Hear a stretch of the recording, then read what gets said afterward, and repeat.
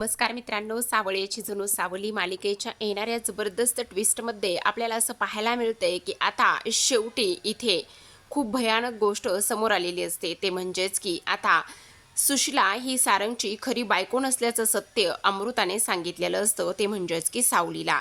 तर इथे अबीर आणि सावली हे घरातून निघालेले असतात, पण मोनिका येते आणि अबीरला म्हणत असते, तुमचा जाण्याचा प्लॅन जो आहे तो रद्द झालेला आहे, तुम्ही कुठेही जाणार नाही आहात. तेव्हा तो म्हणत असतो, हे कोणी ठरवलं? आत्ताच तुझ्या आईनं ठरवलं आहे. दुसरीकडे जेव्हा सावली अमृताशी बोलत असते तेव्हा ती म्हणत असते, खरं तर सुशिला वहिनी आणि सारंगला पाहून मला फार आनंद होतो. सारंग खरंच खूप लकी आहे, सुशिलासारखी समजूतदार बायको त्याला मिळाली. आता अमृताला हे सगळं काही पावत नाही. सावली रडू लागलेली असते तेव्हा मात्र इथे आता अमृता म्हणत असते, सावली तुला सांगू का, मला तुला काहीतरी सांगायचंय.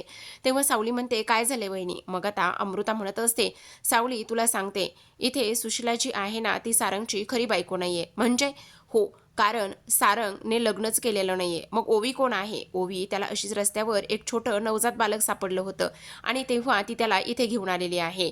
हे जेव्हा जेव्हा इथे तिला सांगते तेव्हा सावलीला धक्का बसतो. तर इकडे मात्र भैरवी आता ओवीला घेऊन जायला आलेली असते. पण आता मोनिका म्हणत असते, तुम्ही डोक्यावर पडला आहात का? सावली घरात असताना मी मात्र इथे ओवीला तुमच्याकडे सोपवू शकत नाही. पण भैरवी म्हणत असते, मी जे काम सांगितले ते तू केलंच पाहिजे. तर आता प्रेक्षकांनो, हेच आपल्याला याच्या ट्विस्टमध्ये पाहायचं आहे. बबलू सावलीला म्हणत असतो, खरं खरं सांग, त्या गोष्टीचा विचार करून स्वतःला कशाला त्रास करून घेतेस? हे बघ, तू कसं केलंस लग्न? सारंगदादाचं सोडून दे, पण तू लग्न कसं केलंस ते सांग. सावली म्हणू लागते, माझं लग्न? हेच आत्ता तुम्ही ज्या पद्धतीने लग्न केलं हे सांगितलं ना, सेम तसंच मी सुद्धा अगदी तसंच लग्न केलेलं आहे. मी सुद्धा अगदी त्याच पद्धतीने इथे लग्न केलंय, त्याच्यामध्ये काहीच फरक नाही, असं सावली म्हणत असते. अच्छा, मग मला एक गोष्ट सांग, तुमच्या लग्नाला म्हणजे तुझं इथे व्यंकटेश दादावर प्रेम होतं का, म्हणून तू लग्न केलंयस का? तेव्हा सावली म्हणत असते, नाही नाही, व्यंकटेश दादाच्या आई म्हणजेच अम्मा, त्यांना मी फार आवडले होते आणि त्यांची अशी इच्छा होती की माझं आणि सोबतच इथे व्यंकटेशचं लग्न व्हावं आणि म्हणून आम्ही दोघांनी एकत्र लग्न केलं. म्हणजे तू तुझ्या मनाविरुद्ध जाऊन लग्न केलं, तुझं प्रेम नव्हतं म्हणायचं. नाही नाही, प्रेम होतं ना, असं कसं मनाविरुद्ध? अगं आत्ताच तर म्हणालीस ना. दुसरीकडे आपण पाहतो, शुभ्रा कांगावा करत असते. शुभ्राने कांगावा करून पूर्ण घर डोक्यावर घेतलेलं असतं आणि ती म्हणू लागलेली असते की इथे ह्या अबीरने मला मारला आहे. आता अबीर म्हणत असतो, खोटं बोलू नकोस शुभ्रा, तू प्रचंड खोटारडी आहेस, मी असं काहीच केलेलं नाही आहे. तुझ्या लक्षात येते का तू कशी वागायला लागलेली आहेस? आणि त्याचबरोबर सगळ्यात महत्त्वाची म्हणजे इथे तू चुकीची वागलीस आणि मला ह्या सगळ्या गोष्टी सांगतेस. हे बघ शुभ्रा, असं काही नाही आहे, असं बोलू नकोस ना. तेव्हा तिथे मोनिका आलेली असते. मोनिका म्हणत असते, काय झालेलं आहे? मग तेव्हा लगेचच आता शुभ्रा म्हणू लागते, मला ह्या ओवीनं आणि अबीरनं धक्का दिलाय, मला मारलंय आणि ते मला ना इथे खेळायला अजिबातच घेत नाहीयेत आणि म्हणून ह्या सगळ्या गोष्टी होत आहेत, असं स्पष्टपणे ती सांगत असते. आता हे सर्व काही सांगितल्यानंतर इथे मात्र मोनिका चिडते आणि मोनिका म्हणत असते, ए तुझी हिंमत कशी झाली इथे शुभ्राला हात लावण्याची? आणि त्याचबरोबर अबीर म्हणत असतो, नाही मी काही नाही केलेलं, हे आगाऊपणाने बोलायचं नाही, समजलं का? नाही तर एक ठेवून देईल, असं म्हणत असताना मात्र तिथे सावली लिहिली असते. सावली जेव्हा येते तेव्हा सावली म्हणत असते, एक मिनिट, काय चाललंय काय हे सगळं? हिंमत कशी झाली तुझी या ओवीवर हात उचलायची? तेव्हा मोनिका म्हणत असते, नाही नाही नाही, अगं तुझा काहीतरी गैरसमज होतोय, मी तिच्यावर अजिबातच हात वगैरे काहीच उचलत नव्हते. खरंच सांगते, तुझा काहीतरी गैरसमज होतोय. अगं मी तर असा मागे हात फिरवत होते आणि फक्त मी मारत नव्हते. इथे शुभ्रा बघ ना कशी करते, मी शुभ्राला फटका देणार होते. तेव्हा शुभ्रा म्हणत असते, अजिबातच नाही सावली आंटी, इथे ना माझी आई खोटं बोलते. तुम्हाला एक गोष्ट सांगू का, ती नेहमी मला कधीच मारत नाही, ती फक्त ओवीलाच मारते. माझी जरी चूक असली तरी ओवीलाच मारत असते आणि आत्तासुद्धा ती ओवीलाच मारत होते. तेव्हा मोनिका म्हणत असते, अगं ये शुभ्रा, डोक्यावर पडली आहेस का? एक दिवस माझं जगणं मुश्किल करून सोडणार आहेस तू? गप्प बस, आगाऊ कार्टी कुठली, चल तुला तर शिकवते चांगला धडा, असं म्हणून ती तिला धरतच तिथून घेऊन जाण्याचा प्रयत्न करत असते. जेव्हा ती तिथून जाते तेव्हा मात्र इकडे सावलीला मोनिकाचं हे वागणं फारच जास्त विचित्र विचित्र वाटत असतं. आता इथे ओवी धावतच जाते आणि सावलीला घट्ट मिठी मारून म्हणत असते, सावली टीचर, आणि रडायला लागते. सावलीसुद्धा तिला कुशीत घेत असते. सावलीची नजर मात्र इथे सुशिलाकडे जाते. आता सुशिला तिला जवळ घेत नाही किंवा ओवीने तिला घट्ट मिठी मारलेली नसते, त्यामुळे इथे तिला थोडासा संशय आलेला असतो. आणि तेव्हा लगेचच सावली तिच्याकडे संशयिक नजरेने बघितल्यानंतर सुशिला मात्र इकडे म्हणत असते, बापरे बाप, हे खरंच खूप डेंजर आहे. आणि मग ओवीला आवाज देऊन म्हणत असते, ओवी बाळा, ओवी बाळा, ये ना इकडे, असं म्हणून ती तिला नंतर जवळ घेऊ लागलेली असते. आता तिने तर तिला जवळ घेतलेलंच असतं. पण आता सगळ्यात महत्त्वाची गोष्ट प्रेक्षकांनो, इकडे आपण पाहतो तिलोत्तमा आता खूपच टेन्शनमध्ये असते. तिलोत्तमा विचार करत असते, ह्या सगळ्या गोष्टी कशा होत आहेत, काय होत आहेत, तेच काही समजत नाहीये. तसं पाहायला गेलं तर आता मात्र सावली ह्या घरामध्ये आहे ते जरी खरं असलं तरी. तेव्हा बबलू म्हणत असतो, हो, तुम्ही बोलताय ते अगदीच बरोबर आहे.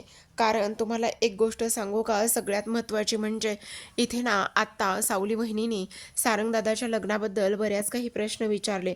तेव्हा तर माझं तिथं काय बोलावं आणि काय नाही ते मला समजलंच नाही.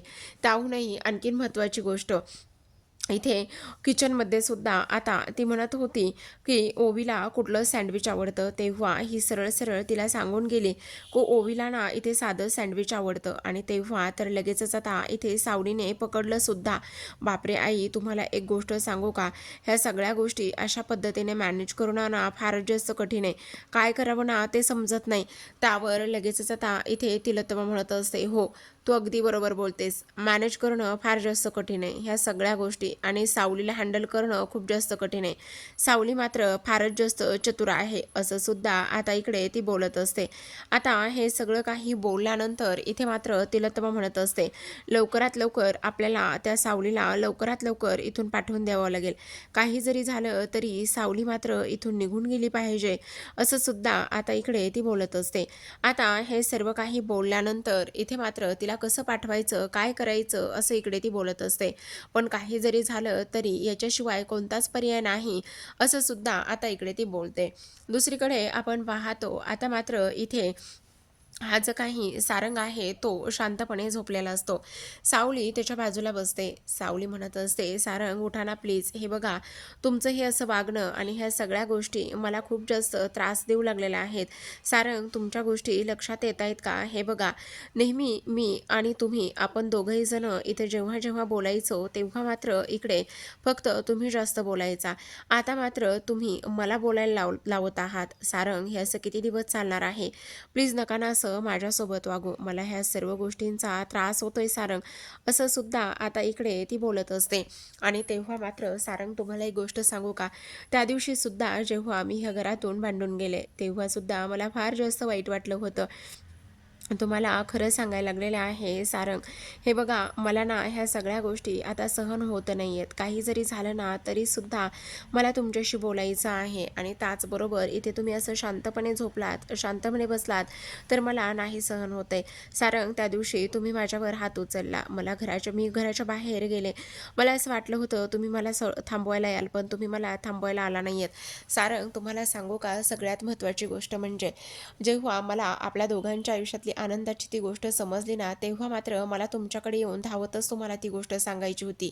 त्यानंतर काही गुंड माझ्या मागे लागले, ते गुंड मला मारायला लागले होते, पण तरीसुद्धा मला तुमची फार आठवण आली. पण तरीसुद्धा आपल्या आयुष्यात असलेला तो आनंद आणि आपल्या आयुष्यात आलेलं ते सुख मला तुम्हाला सगळं काही सांगायचं होतं. पण परत विचार केला की नाही, तुम्ही मला इकडे माफ कराल की नाही, त्याचबरोबर इकडे तुम्ही मला घरात घ्याल की नाही. पण त्या गुंडांमुळे इथे गैरसमज निर्माण झाले, असं सावली बोलू लागते. तेवढ्यातच तिलोत्तमा येते. आता तिलोत्तमा म्हणत असते, डोक्यावर पडलीयस का तू मुली, काय करतेस तू, कसल्या गोष्टी सांगतेस? आणि तेव्हा मात्र इकडे तिलोत्तमा मनात विचार करू लागलेली असते की हिच्या आयुष्यात अशी नेमकी कोणती आनंदाची गोष्ट आली होती जी की ही सांगू शकली नाही म्हणून. मग आता तिलोत्तमा तिच्यावर ओरडून बोलत असते आणि म्हणत असते, तुझी हिंमत कशी झाली हे सगळं काही सांगायची, आणि त्याचबरोबर इथे तू सारंगला तुला गुंडांनी मारलं होतं. कधी मारलं होतं तुला गुंडांनी आणि कधी तुझ्या मागे गुंड लागली होती आणि अशी कोणती गोष्ट आहे तुझ्या आयुष्यातली की तू सारंगला सांगणार होतीस? सांग ना, बोल ना. आता मात्र सावली विचार करू लागते, नाही यांना काही सांगायला नको. तेव्हा सावली म्हणत असते, नाही नाही असं काहीच नाही, असं काहीच नाही. कसं? बोल ना, आत्ता तर तू सारंगला सांगू लागली होतीस ना. तेव्हा सावली म्हणत असते, ते मी खोटं बोलत होते. काय खोटं बोलत होतीस? अगं किती खालच्या थराला जाऊन बोलणार आहेस हे सगळं. तरी मला वाटलंच होतं की तू अशाच पद्धतीने खोटं बोलणार म्हणून. तुझी हिंमत कशी झाली हे सगळं काही बोलण्याची आणि ह्या सगळ्या काही गोष्टी इथे करण्याची? तू इथे समजतेस कोण स्वतःला? आणि त्याहूनही सगळ्यात महत्त्वाची गोष्ट म्हणजे की तू इथे खोटं बोलत आहेस. तुझ्यासारखी घाणेरडी आणि त्याचसोबत कपटी बाई हेच करू शकते असं सुद्धा आता इकडे ती बोलत असते. त्याचबरोबर तू हे सगळं का करतेस तुझ्या लक्षात येतंय का? तू फक्त आणि फक्त इथे सारंगला धडा शिकवण्यासाठी आणि त्याचबरोबर तू ह्या घरामध्ये राहण्यासाठी हे सगळं काही करतेस. ह्या सगळ्या गोष्टी मला इथे बरोबर समजत आहेत. त्याचबरोबर तुला फक्त सारंगवर डोळा आहे असं सुद्धा आता इकडे ती बोलत असते. तेव्हा मात्र आता सावली चिडते आणि म्हणत असते, बाद झालं, खूप जास्त अति बोलताय तुम्ही. हे सगळं बोलून तुम्हाला नेमकं सिद्ध काय करायचं आहे? हे बघा असं काहीच नाही. तेव्हा ती म्हणत असते, असं काही नाही. कसं? ह्या सगळ्या गोष्टी अशाच पद्धतीने होत आहेत. का असं वागतेस तू? सांग ना, का असं वागतेस? इथे सारंग तुला हवाय कारण इथे तुझ्या त्या वैवाहिक आयुष्यामध्ये तू ना इथे अजिबातच खुश नाही आहेस आणि त्यामुळे ह्या सगळ्या गोष्टी इथे ह्या पद्धतीने तू करतेस, बरोबर की नाही? तेव्हा मात्र सावली म्हणत असते, अजिबातच असं नाही आहे आणि तुम्ही ह्या सगळ्या गोष्टी अशा पद्धतीने अजिबातच बोलू नका. तुमचा ह्या सगळ्या गोष्टींशी काही संबंध नाही आहे. तेव्हा मात्र तिला तेव्हा भडकते आणि म्हणत असते, तुला सारंगवर डोळा आहे. तुझं लग्न झालंय पण तो मात्र गरीब मुलगा आहे आणि त्यामुळे तुला माझ्या सारंगचा पैसा आणि हे सगळं काही हवंय. आता मात्र सावली म्हणत असते, बास. आत्तापर्यंत तुम्ही जे काही बोललात ते मी सगळं ऐकून घेतलं, पण आता मात्र मी अजिबातच ऐकून घेणार नाही. ह्या सगळ्या गोष्टीशी तुमचा काही संबंध नाही. ह्या घरामध्ये तुम्हीच मला बोलवलं, तुम्हीच मला सारंगची काळजी घ्यायला लावलीत आणि त्याचबरोबर तुम्हाला असं वाटत होतं की मी ह्या घरामध्ये राहावं, हे सगळं काही मी इथे सारंगसाठी करावं. मग आत्ता मात्र तुम्ही असं कसं बोलू शकता? तेव्हा तिला तेव्हा म्हणत असते, ठीक आहे, बोलून घेतलं होतं ना, ती माझी चूक झाली. मग आत्ताच्या आत्ता ह्या घरातून निघून जा, सोडून जा इथून, असं ती स्पष्टपणे बोलत असते. दुसरीकडे मात्र आपण पाहतो की आता अमृता टेन्शनमध्ये असते आणि त्याच वेळेला आता इकडे अमृता सुशिलाला म्हणत असते, हे बघ सुशिला, काही जरी झालं तरी एक गोष्ट ध्यानात ठेव. इथे मात्र तू आता जे काही गोष्टी करायच्या आहेत त्या थोड्याशा विचार करून घे, कारण सावली मात्र इकडे खूप चतुर आहे आणि त्याचबरोबर ती कोणत्याही क्षणी तुला पकडू शकते. तेव्हा सुशिला म्हणत असते, हो तुम्ही जे बोलताय ना ते अगदी बरोबर बोलताय.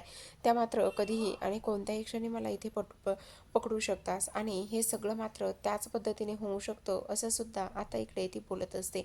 आता हे सगळं काही बोलल्यानंतर मात्र आपण पाहतो की इथे लगेचच जी काही सुशिला बोलत असताना तिथे मोनिका येत असते. आता मोनिका म्हणत असते, ह्या सगळ्या गोष्टी मुळात तुम्हाला करायची काहीच गरज नाही आहे, कारण तुम्हाला एक सगळ्यात महत्त्वाची गोष्ट सांगू का, की आता एक गोष्ट लक्षात ठेवा, कारण आईचं आणि सावलीचं खूप जोरामध्ये भांडण झालं आहे आणि आईचं आणि सावलीचं खूप जोरामध्ये भांडण झालेलं असल्या कारणाने ना एक गोष्ट तुम्ही ध्यानात ठेवा, की इथे काही जरी झालं तरीसुद्धा ती सावली मात्र आता इथून निघून चालली आहे आणि घर सोडून सुद्धा चालली आहे असं सुद्धा आता इकडे ती बोलत असते.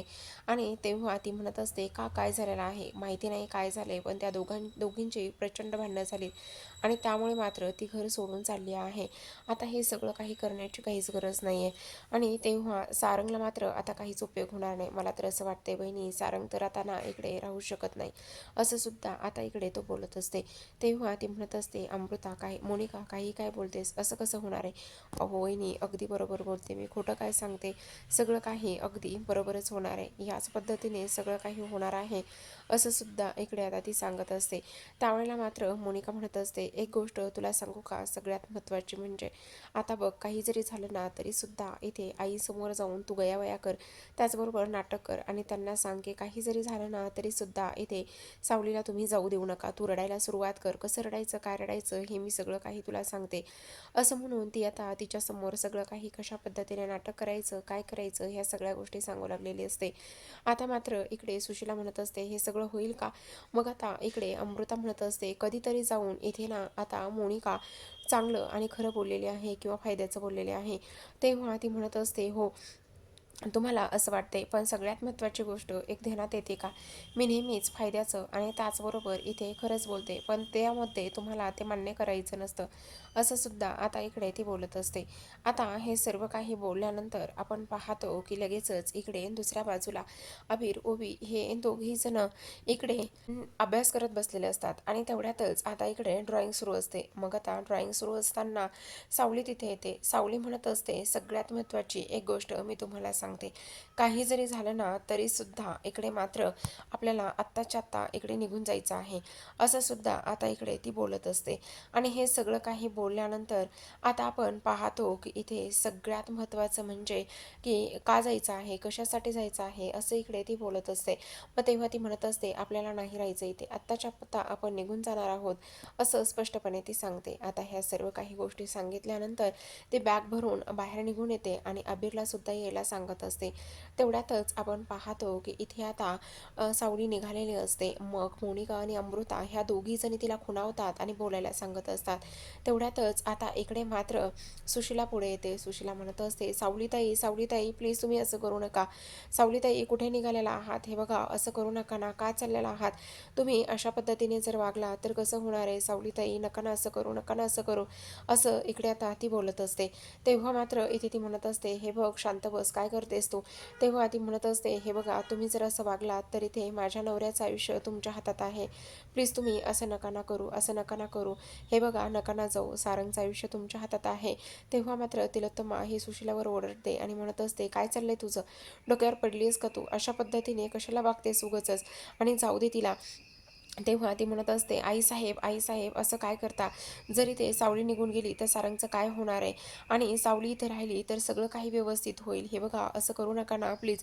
सावलीताई इथे सारंगच्या वतीने मी तुमची माफी मागते, त्याचबरोबर आईच्या वतीने मी तुमची माफी मागते, पण प्लीज तुम्ही इथे कुठेही सोडून जाऊ नका ना, असं ती आता इकडे सांगू लागलेली असते. ह्या सर्व काही गोष्टी सांगितल्यानंतर आता मात्र तिला तर मला समजत नसतं की ही पोरगी अशी का वागते, या सगळ्या गोष्टी अशा नेमक्या का आणि कशामुळे चालल्यात हे मात्र मला अजिबातच समजत नाही, हे सुद्धा आता इकडे ती बोलायला लागलेली असते. आता हे सगळं काही बोलल्यानंतर मात्र इथे ती तिच्या समोर हात जोडत असते आणि पाया पडून तिला म्हणत असते, नाही तुम्ही जाऊ नका, नाही तुम्ही जाऊ नका, हे सुद्धा आता इकडे ती बोलत असते.